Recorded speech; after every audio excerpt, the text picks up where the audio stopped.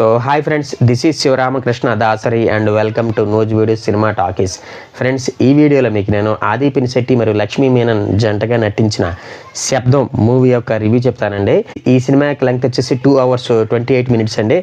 ఇందులో ఆది పినిశెట్టి మరియు లక్ష్మీ మీనన్తో పాటు సిమ్రన్, లైలా, రెడిన్ కింగ్స్లీ తదితరులు నటించారండి. డైరెక్టర్ వచ్చేసి ఆరి వాళ్ళగన్ అనమాట.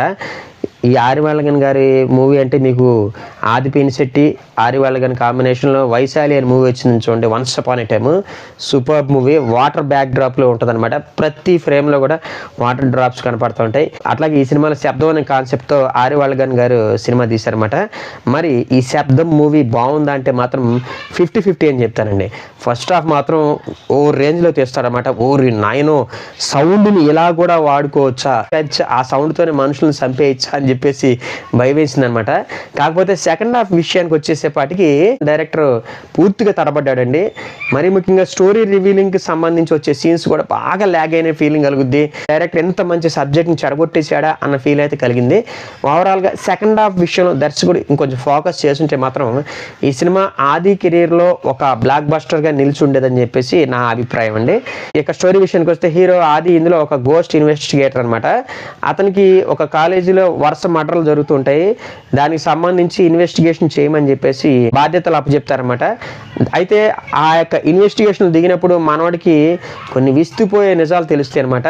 జనరల్గానే ఇట్లాంటి గోస్ట్ బ్యాక్ డ్రాప్ సినిమాస్లో మనకి మహా అయితే ఎన్ని ఉంటాయండి, 1 లేదా 2, 3 ఆత్మలు ఉంటాయి. కానీ ఈ సినిమాలో మనోడు ఇన్వెస్టిగేషన్ చేస్తూ వెళ్ళే కొద్దీ 1 కాదు 2 కాదు, ఒకేసారి 42 ఆత్మలు వచ్చేసి మర్డర్లు చేస్తున్నాయి అని చెప్పేసి మనోడికి తెలుస్తుంది. దాంతో ఫీజులు ఎగిరిపోతాయి ఆడియన్స్కి. ఊరు నాయన ఇంత బాగుంటుందా అని చెప్పేసి అలాగా ఆడియన్స్లో సస్పెన్స్ని క్రియేట్ చేసి ఫస్ట్ హాఫ్ని ముగిస్తాడన్నమాట దర్శకుడు.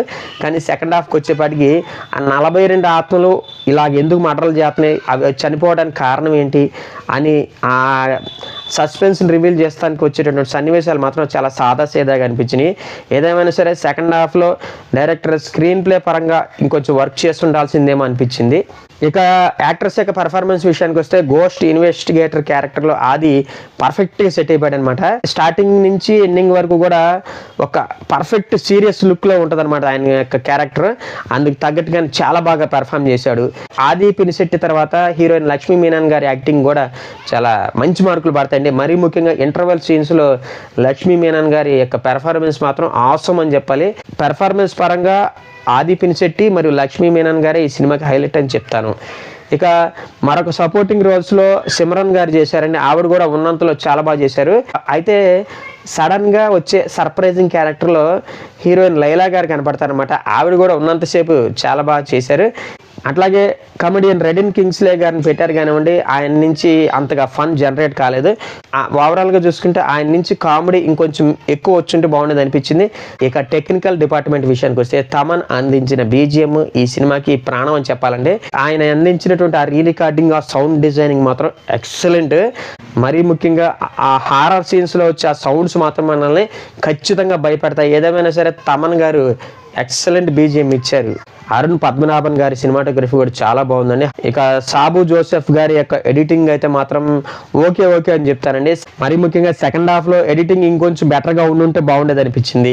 హీరో ఆది పినిశెట్టి మరియు ఆరి వాళ్ళగన్ గారి కాంబినేషన్లో ఇంతకుముందు వైశాలి అనే మూవీ వచ్చిందండి చాలా కాలం క్రితం. హారర్ థ్రిల్లర్ మూవీస్లో అదొక క్లాసిక్ అనమాట. దీన్ని కూడా ఆ రేంజ్లో మీరు ఊహించుకుని వెళ్తే మాత్రం ఖచ్చితంగా డిసప్పాయింట్ అవుతారు. ఒక రకంగా ఈ మూవీ ఇలా డిసప్పాయింట్ చేయడానికి మెయిన్ కారణం దర్శకుడే ముఖ్య కారణం అని చెప్పాలి. ఏదేమైనా సరే దర్శకుడు సెకండ్ హాఫ్ విషయంలో ఇంకొంచెం ఫోకస్ చేస్తుంటే మాత్రం మూవీ ఖచ్చితంగా బ్లాక్ బస్టర్ అయి ఉండేది. ఈ మూవీకి నేను ఇచ్చే రేటింగ్ వచ్చేసి 2.5 అండి. నా ప్రజెంటేషన్ కనుక మీకు నచ్చినట్లయితే ఈ వీడియోని లైక్ చేయండి, షేర్ చేయండి. మీ ఫ్రెండ్స్ అండ్ ఫ్యామిలీ మెంబర్స్ చేత కూడా మన యూట్యూబ్ ఛానల్ని కొంచెం సబ్స్క్రైబ్ చేయించండి.